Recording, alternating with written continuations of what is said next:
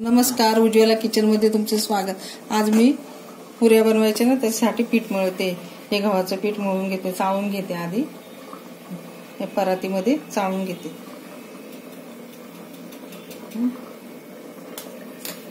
मी मीठ घालते त्याच्यामध्ये,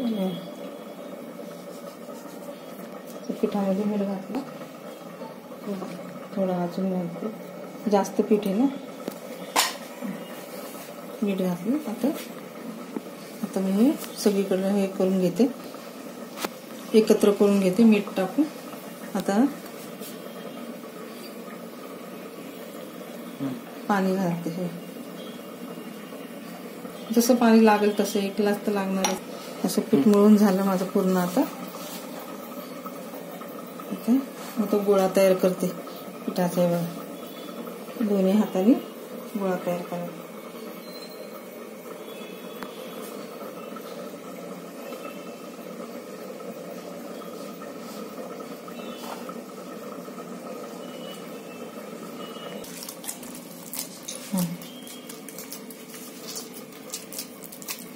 आता हे असं मूठ मारायची असते, म्हणजे त्याने चांगलं पीठ मळले जाते।